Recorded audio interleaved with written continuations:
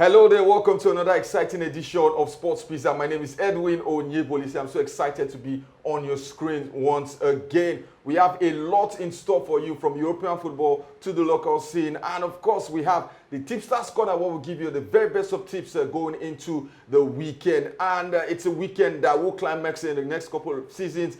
We have the top 4 battle, or top 5 battle, some have called it, in the English Premier League. In the Italian Serie A, it's going down the wire, Napoli and Inter Milan. And in Spain, the El Clasico has decided who will be crowned the champions of the 2024-2025 La Liga season. All of this and so much more on the show today. I'm not doing this alone. I have Fowoshere Wasiu on set, and together we'll make sense of all that we have in store for you. But first, we need to go on a short break. When we return, we'll set the ball rolling.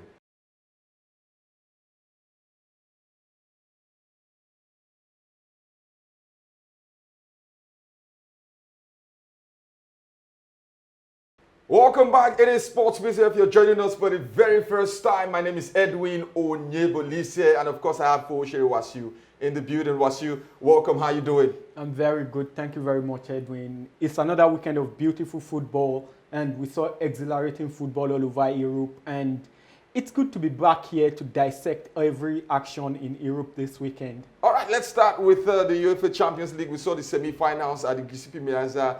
Just like we saw in the first leg, Inter raced into a 2-0 lead. Barcelona fought back. It went back and forth. At some point, it felt like, hey, it was Barcelona's start to lose after Rafinha put them up in the 88th minute. But somehow, Acerbi got his first European goal at the age of 36. And in the extra time, Fratesi went on to get the winner for Inter Milan. It was a roller coaster of emotions, not just for the fans of both clubs, but also for neutrals. For every football lover, you have to love that game. It was a beautiful game all through. Inter raised ahead, like you said, and with 2 goals, we thought, okay, Thunder can strike at the same spot twice, and before you know it, Barcelona came back. After the first goal, Inter became very jittery, making a lot of mistakes at the back. Barcelona went ahead, and we thought, this is it.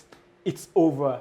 But football has a way of surprising you. Acerbi had only 3 touches in Barcelona's half and only 1 in their 18-yard box. And hola, that led to the goal. It went into extra time, and Inter took it. At a point, when Inter subbed out the likes of Lautaro Martinez, DeMarco, Mkhitaryan, Çalhanoğlu, I thought, it's over.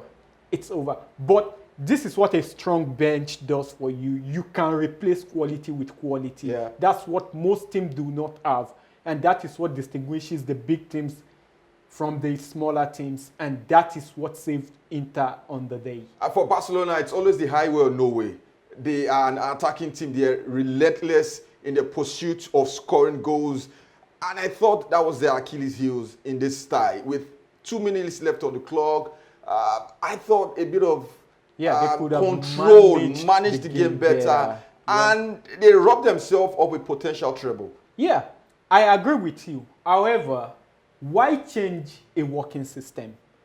They've gone. No, but I'm not saying you should change. I'm saying down to the occasion, what it demanded was control. Yeah, I understand you perfectly. But if you look at Hansi Flick's style overall, it's only one way or the highway.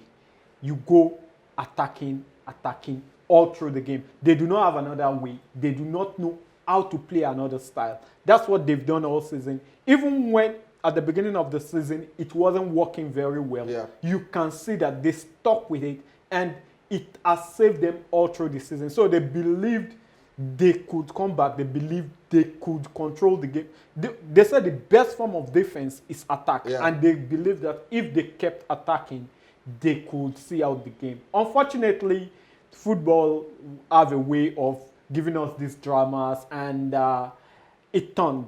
It wasn't a bad. I won't blame Hansi Flick, because he controlled the game the best, the way he knew how to control a game. He has never played another style. He has never been the type to defend. And you see what, after seeing what happened to Inter after the 2 games, he knew it just had to keep attacking, but it didn't work out on the day. Maybe next time. What summed up the game for me was when Inter thought they had a penalty, Lamine Yamal penalty, and the referee came back with these inches.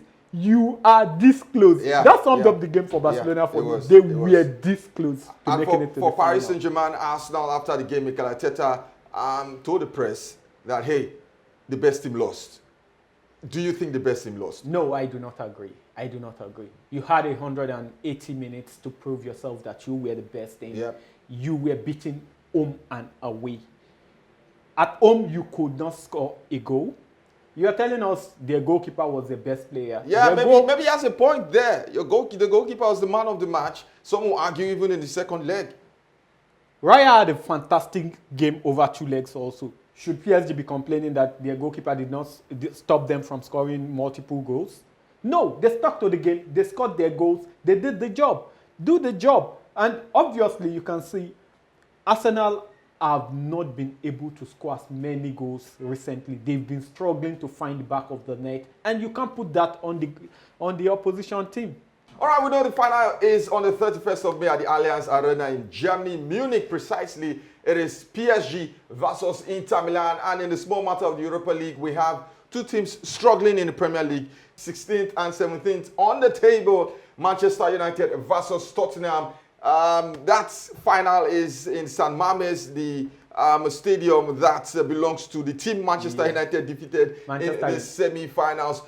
Quickly, Wasu, the fact that 2 struggling teams in the Premier League are in the final of the UEFA Europa League, does it sell a bad picture for the Europa League in that it's a competition where you have really no quality, and maybe UEFA should revert back to teams dropping down from the Champions League to the Europa League? Or it's a case of the strength of the Premier League teams, in that you can be struggling in the league domestically, but you can hold your own against some of Europe's best teams? Yeah, I think it's a bit of the latter, because this is not the first time it has happened.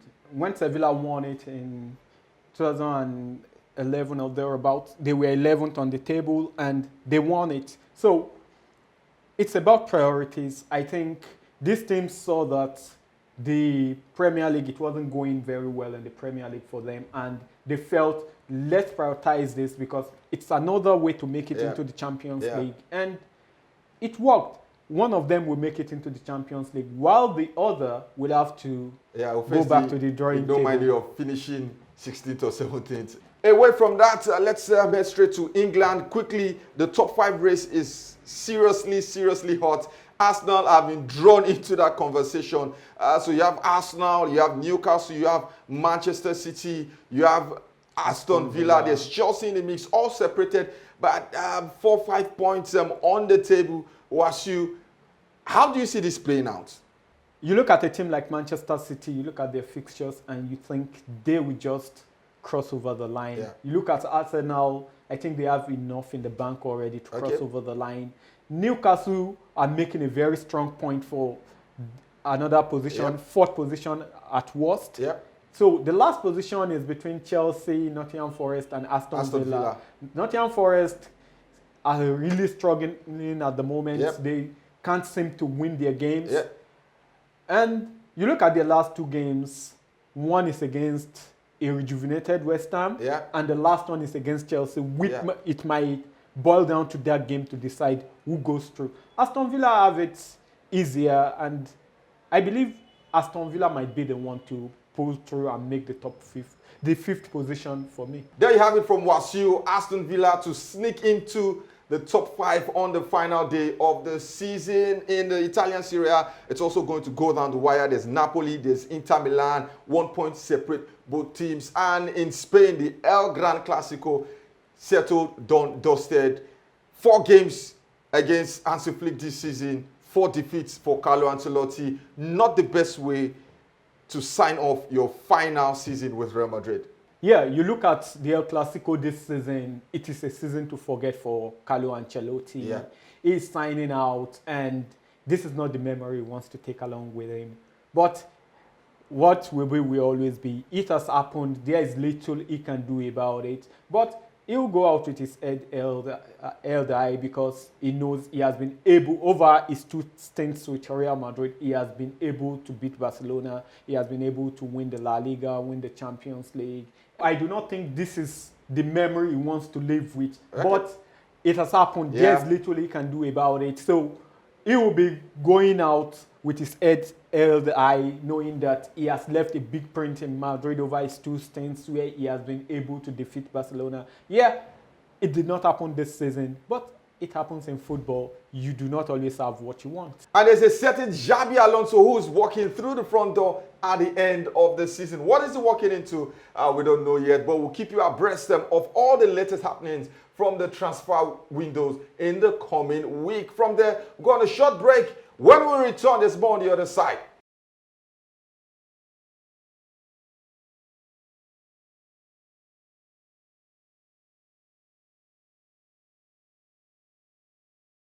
Welcome back to the second half of the show. It is Sports Pizza, Edwin in the building alongside Fuhoshere Wasiu. And we head straight to Formula One this weekend. It is the Italian Grand Prix. It is the home race of the Ferrari, who have been underwhelming this season thus far. Do you think the fact that it's a home race, the fans behind them, it's one of those magical circuits on the F1 calendar, do you think it could spark a reaction, not just with the drivers, but also with the team's overall performance? No, I do not see that happening. All season they've been underwhelming, like you said. And you look at the competition, McLaren has been doing fantastic. They have been, their 2 racers, Piastri and Lando Norris, have been doing fantastically well all season. And I expect that to continue. They have the momentum, and I do not see anything stopping them at the moment. On the Drivers' Championship table, you have Oscar Piastri with 131 points. In second position is his teammate Lando Norris with 115 points. Then you have Max Verstappen in third with 99 points. You have George Russell, the Mercedes driver, with 93 points. And the top 5 is completed by Ferrari's Charles Leclerc with 53 points. And away from Formula One, we head straight home to the NPFL. It is the final week, the last match game of the season, match day 38. We already know Rebel Stars are champions of the league. There's Rivers United, who have taken the second CAF Champions League slot. And don't forget that the final continental ticket will go to the winner of the President Federations Cup, and you have Ikorodu City in the semi-finals. Unfortunately for them, they couldn't qualify via the league route. But the final positions on the table, the bottom teams, it is tight. 3 points separate as many as 6 teams going into the final day of the season. Wasiu. I'll start by saying congratulations to Remo Stars, who has wrapped up the league, and it's a beautiful one. Yep. In front of their own fans, coming from a goal down to win 4-1 to celebrate with their fans against Ikorodu City, which condemned Ikorodu City to having to win the Federations Cup to qualify for the final spot in the CAF Confederations Cup. Unfortunately for Sunshine Stars, the sun has set. They are going for the NNL for the first time in a very long time. Yeah. And hopefully they can come back next season or as soon as possible. And for the relegation battle, the big one is between Atlant and Aqua United. This is the game of the season for both of them. A win and you might have a chance of staying in the league, and a loss, you are guaranteed to relegate. You look at both teams, what they have been able to give us all season, and you look at Castina United, who are playing at home, and I think there is nothing changing on that table. It will remain as it is. Aqua United and Atlant will join the already relegated Sunshine Stars and Lobby Stars. All right, exciting time, so look forward to it. The management of the LMC and, of course, the NFF have said that the final games will be played at the same time on the same day, just like we saw in the penultimate games of the season. Enough of football. Let's go on a break. Enjoy our video of the week. When we return, we'll wrap up the show with the Tipsters Corner.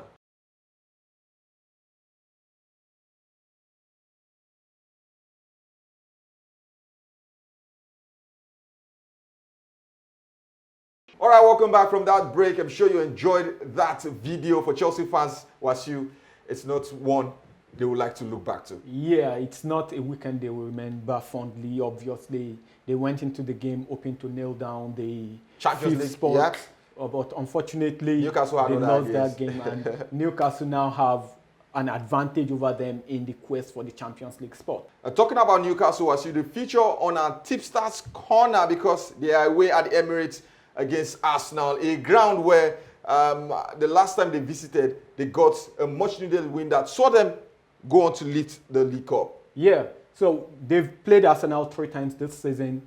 They beat Arsenal in the first leg of the Premier League, and over 2 legs in the EFL Cup. Yeah. It was 2-0, 2-0. Yeah. So they'll be going into that game brimming with confidence that they can win it. And Arsenal has not been able to win games in the Premier League recently. They've been struggling to score goals. And you look at that, and my prediction for that game will be a Newcastle win or draw.